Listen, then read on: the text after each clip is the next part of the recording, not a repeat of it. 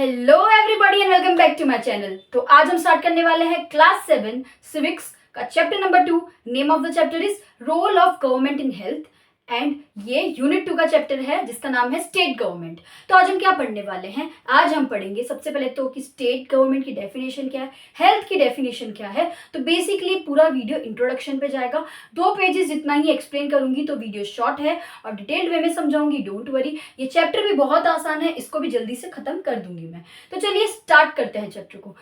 So as we all know that we live in a democratic country, here the government is formed by the people. So government as a representative of the people has to take care of all the needs of the people and is responsible for all the needs of the people. तो चलो इसको समझाने के लिए मैं एक example लेती हूँ। अब सपोज हम एक जॉइंट फैमिली में रहते हैं, वहां पे हमारे हेड ऑफ द फैमिली हो गए हमारे ग्रैंडफादर और घर में कुछ 5-7 लोग रहते हैं, ठीक है। तो ग्रैंडफादर जो है मतलब उस घर के जो दादाजी हैं वो बन गए रिप्रेजेंटेटिव, वो हो गए गवर्नमेंट उस घर के, और उस घर का बहुत ही डेमोक्रेटिक इन्वायरमेंट है, ठीक है। सबके ओपिनियंस मैटर करते हैं। दादाजी हफ्ते में सबसे एक 2 बार पूछ लेते हैं कि आज तुम्हें क्या समस्या है, इंडिविजुअली बताओ। एक बोलेगा मेरे को थोड़ी एजुकेशन की प्रॉब्लम है, ऐसे एग्जाम्पल ले रहा है। दूसरा जन घर का बोलेगा हेल्थ के रिलेटेड प्रॉब्लम्स फेस करनी पड़ रही है। तीसरा जन बोलेगा हाउसिंग फैसिलिटीज में प्रॉब्लम है, मतलब जगह नहीं है इतनी, गवर्नमेंट शुड वर्क ऑन। मतलब दादाजी को बोल रहे कि इस पर्टिकुलर एस्पेक्ट में गवर्नमेंट को काम करना चाहिए। चौथा जन बोलेगा इलेक्ट्रिसिटी की प्रॉब्लम है। पांचवा जन बोलेगा रोड अच्छी नहीं है। छठा जन बोलेगा कि एम्प्लॉयमेंट इशू है। तो ये सारी चीजें जो है, ये सारे हम जो है क्या एक्सपेक्ट करेंगे, क्योंकि हमारे घर में लीडर दादाजी है, तो हम एक्सपेक्ट करेंगे कि हम उन्हें अपनी प्रॉब्लम्स बताएं और वो झट से हमें इसका सोल्यूशन दे। तो आप सोचो, घर में तो सिर्फ 5-7 जन है तो दादाजी इजीली सॉल्व कर देंगे उस प्रॉब्लम को। बट हम एक कंट्री में रहते हैं जहां बिलियन पॉपुलेशन है, ठीक है, मतलब कितनी ज्यादा आबादी है। तो वहां सोचो एक गवर्नमेंट जिन्हें हम इलेक्ट करते हैं ताकि वो हमारी प्रॉब्लम्स को सुन सके और उन पे काम कर सके, तो उन गवर्नमेंट को हम सभी लोगों की सुननी पड़ती है, क्योंकि हर एक इंडिविजुअल कहीं ना कहीं कोई ना कोई प्रॉब्लम फेस करता है, ठीक है। तो गवर्नमेंट को उस पर काम करना पड़ता है, ठीक है। तो ये आप कंपेयर कर लो कि हम गवर्नमेंट से क्यों इतना एक्सपेक्ट करते हैं। हम तो कभी ऐसे पर्सनली मिलते नहीं ना गवर्नमेंट से, हमारा इतना अटैचमेंट है गवर्नमेंट से, because we live in a country where we have elected our government. हम वोट के थ्रू जो है गवर्नमेंट को इलेक्ट करते हैं और अब उस गवर्नमेंट से एक्सपेक्ट किया जाता है कि वो प्रोविजंस के फॉर्म में, मतलब वेदर एजुकेशन की बात आ गई, हेल्थ की बात आ गई, हाउसिंग की बात आ गई, इलेक्ट्रिसिटी की बात आ गई, वाटर की, ये सारे जो डिफरेंट प्रोविजंस है, प्रोविजंस मतलब ये जो डिफरेंट सप्लाईज हैं, इन सबको प्रोवाइड किया जाए सारे सिटीजन्स को। देखो जब उस घर का मैंने एग्जांपल लिया तो उसमें एक जन ने बोला हेल्थ रिलेटेड प्रॉब्लम्स फेस हो रही है, एजुकेशन रिलेटेड। तो जो सुधार आएगा अब वो पर्टिकुलर एस्पेक्ट में, वेदर हेल्थ और एजुकेशन, तो वो सभी लोगों को एंजॉय करने मिलेगा। क्योंकि ऐसा है कि जब गवर्नमेंट को एजुकेशन की स्कीम लेके आती है, हेल्थ की स्कीम लेके आती है, तो सभी लोग उस चीज को एंजॉय करते हैं। तो ये गवर्नमेंट का काम है, पार्शियल नहीं होते, उनको सबके जो है तरफ से सुनना पड़ता है कि लोगों के करंट क्या इशू चल रहे हैं, उन्हें कहाँ दिक्कत आ रही है। तो इस चैप्टर में हम डीपली बात करेंगे कि गवर्नमेंट का क्या रोल होता है हेल्थ में। आज एक हेल्थ जितना बड़ा फैक्टर जो हम काफी लोग निगलेक्ट करते हैं, हम कभी पर्सनली नहीं सोचते कि गवर्नमेंट का क्या रोल होता है हेल्थ में। हमें सिर्फ इतना पता है कि प्राइवेट हॉस्पिटल्स होते हैं, पब्लिक हॉस्पिटल्स होते हैं, और पब्लिक हॉस्पिटल्स जो है वो इतने साफ नहीं होते, अच्छे नहीं होते। हमारे मन में पहले से एक इमेज बैठी हुई है उस चीज की। तो आज नहीं, अपकमिंग वीडियोस में हम ये सभी चीजें डिस्कस करेंगे और मैं आपको चैप्टर से भी ज्यादा समझाने की कोशिश करूंगी, बिकॉज ये civics is something which we have to literally relate. Okay, तो ठीक है, आपको समझ आ गया कि क्यों हम गवर्नमेंट से एक्सपेक्ट करते हैं, because we have elected our government, right. And government से एक्सपेक्ट जब पीपल करती है तो वो ये सोचती है कि ये जो मेन जो बेसिक चीज़ है, एक एजुकेशन बहुत बड़ी चीज़ है लोगों के लिए, हेल्थ भी एक बहुत बड़ा फॉर्म करती है इंपॉर्टेंट एस्पेक्ट एक इंसान के लाइफ में। Health, education, housing, employment. आप सोचो ये एक है कि इंसान के पास अच्छा जॉब होगा, हेल्थ होगी, बच्चे अच्छी स्कूल में जा रहे हैं, रहने की जगह है, बीमार नहीं पड़ रहा है क्योंकि पानी की व्यवस्था है, इलेक्ट्रिसिटी की व्यवस्था है, तो फिर ऐसा कह सकते हैं कि वो गवर्नमेंट का थैंकफुल मानेंगे कि नहीं भाई ये सारे काम किए गए हैं। इसलिए people are so dependent on government and government actually tries to work on each and every of the sector, और कहीं कहीं तो एक्सेल भी करती है, ठीक है। तो ये तो चीज हो गई, एक फर्स्ट पेज का जो इंट्रोडक्शन था वो हमने क्लियर कर लिया। अब देखो क्या होता है, स्टेट गवर्नमेंट कौन होता है, ठीक है। क्योंकि हम इस साल स्टेट गवर्नमेंट के बारे में पढ़ेंगे, पिछले साल लोकल गवर्नमेंट की बात की थी, स्टेट गवर्नमेंट की क्या डेफिनेशन है, let's see. So a state government is the government that controls a subdivision of a country. Country है, ठीक है, उसके सब डिविजन का मतलब क्या हो गया, एक पूरे कंट्री को सेंट्रल गवर्नमेंट चलाती। लेकिन जो है, जैसा मैंने कहा कि हमारा जो डेमोक्रेटिक कंट्री है, बहुत मैनेजमेंट ऐसे ब्रांचेस में फैला हुआ है, मतलब बहुत सारे मिनिस्टर्स हैं, स्टेट, विलेजेस, पंचायत जो है, बहुत सारे आपको आगे इस चैप्टर में देखने मिलेंगे, मतलब फर्दर अपकमिंग हायर क्लासेस में आपको देखने मिलेंगे कि इनमें कैसा एक मैनेजमेंट है। तो सेंट्रल गवर्नमेंट के अलावा जो होता है, हर एक स्टेट में स्टेट गवर्नमेंट होता है। एक तो कंट्री को पूरा देखने वाले सेंट्रल गवर्नमेंट एक होता है, ठीक है, पर जितने भी स्टेट्स हैं उन सबको एक एक स्टेट गवर्नमेंट अलॉट किया गया है। A state government is a government that controls a sub division of a country in a federal form of government which shares power with the national form of government, ठीक है। यहाँ देखो अच्छे से, federal form of government मतलब देखो, हमारी अब ये टेक्स्ट बुक में नहीं दिया, but let me just clear it out to you कि फेडरलिज्म हमारे कंट्री में फेडरलिज्म फॉलो होता है। इसका मतलब क्या है कि हमारे कंट्री की जो पावर है वो एक जन के हाथ में नहीं है, it's been divided between central and state government. तो जब मैंने कहा कि स्टेट गवर्नमेंट बनी है, तो ऑब्वियसली फेडरलिज्म के थ्रू ही बनी होगी, क्योंकि सेंट्रल और स्टेट गवर्नमेंट अब पावर शेयर कर रहे हैं, और अभी स्टेट गवर्नमेंट के भी नीचे बहुत सारी अथॉरिटीज होती है, तो पावर डिवाइड होती जाती है, तो उसे ही फेडरलिज्म कहते हैं। इस पूरे सिस्टम को फेडरलिज्म कहते हैं, जहाँ पे एक कंट्री की जो वर्किंग है और पूरा जो ऑर्गेनाइजेशन है, मैनेजमेंट है, वो सिर्फ सेंट्रल गवर्नमेंट नहीं कर रहा है, स्टेट गवर्नमेंट, फिर उसके नीचे भी डिवीजन डिवीजन डिवीजन। और फेडरलिज्म में सिर्फ दो हिस्सों में नहीं बांटा जाता है पावर को, बहुत सारे फर्दर जो है डिविजन होते जाते हैं। तो हमारी कंट्री डेमोक्रेटिक कंट्री, वहाँ पे फेडरलिज्म फॉलो होता है, और वहाँ पे स्टेट गवर्नमेंट हर एक स्टेट में लॉटेड है, ताकि वो उन स्टेट के लोगों की नीड्स को ध्यान में रख सके और वहाँ का इंप्रूवमेंट कर सके। अगर स्टेट गवर्नमेंट होता ही नहीं और फेडरलिज्म जैसा सिस्टम एग्जिस्ट नहीं करता, तो आज सेंट्रल गवर्नमेंट कितने लोगों के चीज़ों को ध्यान में रखती, एक एक इंडिविजुअल क्या क्या सोचता है किस टाइम पे, बहुत एक कह सकते हैं बड़ी बात है। जब कलेक्टिवली स्टेट के लोग क्या डिमांड कर रहे हैं, जैसे एक स्टेट है एग्रीकल्चरल स्टेट है, तो उन लोगों को जैसे एक डिमांड है उनकी कि हमें थोड़ा सा जो है ना एग्रीकल्चर में नीड चाहिए, इरिगेशन रिलेटेड हेल्प चाहिए, सीड्स रिलेटेड हेल्प चाहिए, लैंड रिलेटेड हेल्प चाहिए। तो वे कलेक्टिवली स्टेट गवर्नमेंट उनकी जो भी है प्रॉब्लम्स को सुनते हैं, ध्यान में रखते हैं और आगे फर्दर उसी चीज़ पे काम करते हैं। ठीक है, समझ आ गया। तो फेडरलिज्म वही हो गया कि it is a system in which powers have been divided between the center and its constituent parts, states, ठीक है, constituent parts में states भी आ गए, provisions भी आ गए, ठीक है, the power has been divided, तो इसका नाम है, इसीलिए स्टेट गवर्नमेंट की डेफिनेशन ये मैंने आपको समझा दी। Let's move to the definition of health.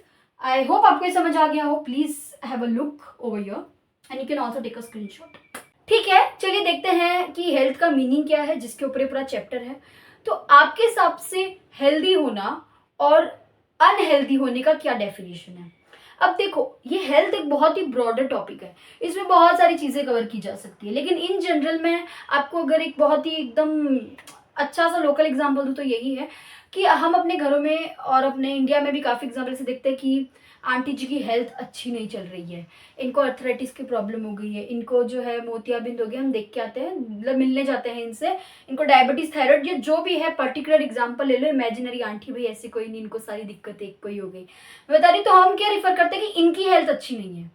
तो हमारे लिए अनहेल्दी मतलब एक अनहेल्दी की डेफिनेशन क्या बैठ गई दिमाग में कि वही होगा, कि वही अनहेल्दी इंसान होगा जिनको सिर्फ बीमारी होगी, वही अनहेल्दी इंसान होगा। मतलब अगर फॉर एग्जाम्पल मुझे कोई बीमारी नहीं है, टचवुड, तो फिर मतलब कि मैं हेल्दी हूँ, हमारे दिमाग में और हमारे पूरी तरीके से यही डेफिनेशन है कि if I am free of disease, I don't have any injury, कोई मेरे को कुछ चोट वोट नहीं है और ना ही मेरे को कुछ ऐसे बीमारी है किसी चीज़ की, तो फिर मतलब कि मैं हेल्दी हूँ। And on the other hand किसी को भी जैसे सिर्फ डिसीज हो रही है तो वो अनहेल्दी है, तो वो तो है अनहेल्दी, मतलब उनकी हेल्थ ठीक नहीं है। लेकिन क्या मैं पूरी तरीके से हेल्दी हूँ? मेरा कहने का मतलब ये घुमा फिरा के बात ये आ रही है कि क्या मैं पूरी तरीके से हेल्दी हूँ? तो इसका आंसर होगा कि no, I am not fully healthy, because health एक ऐसी चीज है जो बहुत सारे एस्पेक्ट पे डिपेंड करती है। तो चलो वो क्या क्या है पहले जान लेते हैं। पहले जो मैं डेफिनेशन जो मैंने लिखी है वो हम पढ़ेंगे, फिर टेक्स्ट बुक वाली पढ़ेंगे, तो फिर आपको ये टेक्स्ट बुक वाली ईजी लगेगी। Health is a state of complete physical, mental and social wellbeing. Wellbeing मतलब एक इंसान जो है फिजिकली भी जो है मतलब वेलबींग है उसका, मतलब physically he is not hurt, she is not hurt in any way, mentally also safe and calm है, एंड सोशली भी उसको कोई दिक्कत नहीं है. सो health is a state of complete, मतलब हेल्थ सिर्फ फिजिकल फैक्टर पे फोकस नहीं करता कि इनको फिजिकली कोई इम्पेयरमेंट है या इनको कोई बीमारी है. तो ये हम जो नेग्लेक्ट करते हैं इंडिया में वो ये चीज है मेंटल, ठीक है, मेंटल इश्यूज. ठीक है, अब जैसे हम क्या बोल देंगे, एक इंसान को कुछ डिजीज नहीं है पर उस पर्टिकुलर इंसान को काफी टाइम से डिप्रेशन है, घर में नहीं बताया उसने, तो फिर भी उस इंसान को ऐसे नहीं बोलेंगे कि इसकी कोई हेल्थ खराब है, बोलेंगे तो बड़ा अच्छा खासा है, इसको कुछ क्या हुआ है, खाता पीता है, ठीक है. पर उस इंसान को जिसको थोड़ा मेंटली अच्छा नहीं लग रहा है काफी टाइम से, एंजाइटी डिप्रेशन जैसी उसको प्रॉब्लम हो रही है, तो फिर भी हम उसको ऐसे कंसिडर नहीं करेंगे कि वो उसको दिक्कत है, हम बोलेंगे no he is healthy, he is good, he is doing good. तो इसीलिए मैं आपको समझाना चाह रही हूँ कि हेल्थ मतलब complete wellbeing, it covers the factor physical, mental and social. ठीक है, and not merely the absence of disease and infirmity. Health is not only related to कि डिसीज होगी तो ही the person is said to be unhealthy. So again I am repeating, तो हम पूरा एक साथ पढ़ ले. Health is a state of complete physical, mental and social wellbeing and not merely the absence of disease और इन्फॉर्मिटी. इन्फॉर्मिटी मतलब किसी को वीकनेस आ गई या डिसीज आ गई, हाँ ठीक है. और इट इज अ स्टेट, दूसरी definition, it is a state of being well, मतलब एक तो अच्छा you are being well, you are mentally well, physically well, socially well, and also you are free from illness, then you can be said as a healthy person. You can only be said as a healthy person when you're mentally, physically, socially, you're doing good and you don't have any disease. Then you can call yourself healthy, you can give yourself that credit, no I am healthy person. Okay ये तो एक definition जो मैंने बताई. अब text book की क्या कि health means our ability to remain free of illness and injuries. ठीक है, तो इसका मतलब क्या है कि हमारी एबिलिटी है कि हम हमारे इतनी जल्दी से इंजरीज एंड इलनेस नहीं आ रही, we are free from all this. But ये इनकम्प्लीट लग रहा था, so I added on it. तो आप इसको पूरा कलेक्टिवली करके लिख सकते हो कि health basically is just that we are free from illness, we are free from disease and we are physically, mentally, socially doing good. There is a complete physical, social and emotional wellbeing, ऐसा कहना चाह रही हूँ. ठीक है, तो ये पूरी एक चीज हो गई. And also health is not only considered and related to illness. ठीक है, इलनेस या डिसीज होगी उसी से हेल्थ का कोई रिलेशन नहीं है. हेल्थ ओवरऑल एक इंसान का क्या फंक्शन है, क्योंकि हमारी बॉडी बहुत कॉम्प्लेक्स है, सिर्फ एक ही चीज से हम हेल्थ को नहीं एसोसिएट कर सकते. ओके, अब यहाँ पे कोलाज दिया गया है, तो यहाँ पे आपको बताया गया कि आप इन पिक्चर्स को देखो और बताओ कि इसमें से आप किसको रिलेट कर सकते हो डिसीज और इलनेस और किसको नहीं कर सकते. तो यहाँ पे एक बात यही बस बताई गई है कि यहाँ पे आप कुछ ही पिक्चर्स को बोलोगे इलनेस और डिसीज से रिलेट कर सकते हो, कुछ को नहीं. बट बात यह है कि सभी जो है कुछ ना कुछ तरीके से बताने चाह रहे हैं कि लोग अनहेल्दी लाइफस्टाइल जी रहे हैं. कहीं पानी की समस्या है तो कहीं घर में जो कह सकते हैं स्लम एरियाज में रहते लोग, उनको भी पानी के अलावा बहुत सारी समस्याओं को सामना करना पड़ता है. ज़रूरी नहीं है कि उनके सिर्फ पानी की गंदगी की प्रॉब्लम होती है, वॉशरूम्स की भी प्रॉब्लम होती है. वो कलेक्टिवली जो है स्लम एरिया में रह रहे हैं, वहाँ उनको तो जो पानी मिल रहा है उसकी क्वालिटी मैटर करती है. सिर्फ पानी मिलना is not the main thing that. ऐसे तो पानी फिर कहीं से भी मिल जाए, हमारे तो कितना पानी हमारे अर्थ पे भरा हुआ है, लेकिन does the people get the good quality water, the potable water that we consume, the people live in city? ऐसा होता है क्या? हम जो पानी कंज्यूम कर रहे हैं, हम नहा भी अच्छे पानी से रहे हैं, हम बर्तन भी धो भी अच्छे पानी से रहे हैं, हम खुद भी अच्छा पानी कंज्यूम कर रहे हैं. बट वही क्वेश्चन इन लोगों पे आता है जो एक तो रूरल एरिया में रह रहे हैं, फिर अगर वो एक सिटी एरिया में भी रह रहे हैं तो आउटस्कर्ट्स पे रह रहे हैं, जहाँ पे इनको तो पानी एक दिन के कुछ टाइम लिमिट में ही मिलता है, और मिलता भी है तो do they get the quality of water that we get? Okay, first question ये. फिर और दूसरा, वो क्रैम्ड एरिया में रह रहे हैं, मतलब जहाँ पे वो कंजेस्टेड तरीके से रह रहे हैं, वहाँ पे इनको स्पेस नहीं मिल रही. तो lot of problems can be created out of this situation. ठीक है, हम एक सफोकेटिंग प्लेस पे नहीं रह सकते. तो वही चीज कह रही हूँ कि हेल्थ उससे भी रिलेट किया जा सकता है कि आप पर्टिकुलरली कौन से सराउंडिंग में रह रहे हो, कि आपका इन्वायरमेंट पोल्यूशन फ्री है, आपका वाटर पोल्यूशन फ्री है, आप जिस जगह में रह रहे हो वो ज़्यादा क्रैम्प्ड नहीं है, मतलब एकदम बोलते हैं ना एकदम सफोकेटिंग नहीं है, आप जो खाना खा रहे हो वो आपको एडुकेट एकदम तरीके से, बैलेंस डाइट तरीके से, are you getting the nourish food that you want, your body requires, आपको अपने एज के हिसाब से मिल रहा है खाना. तो अगर हम सिर्फ उन लोगों की बात करें जो स्लम एरिया में रहते हैं, तो उनके यहाँ पे सब में टिक लग जाएगा कि इनको ये सब चीज़ें नहीं मिल रही हैं। And on the other hand we see some people are getting food, the quality water they need, the good environment, pollution free water, everything. So the particular child ए जिसको हर चीज़ मिल रही है, will tend to be more healthy and will be healthy as compared to the child B who lives in slum area and is undernourished because उनको ये सब चीज़ें नहीं मिल रही उस बच्चे को.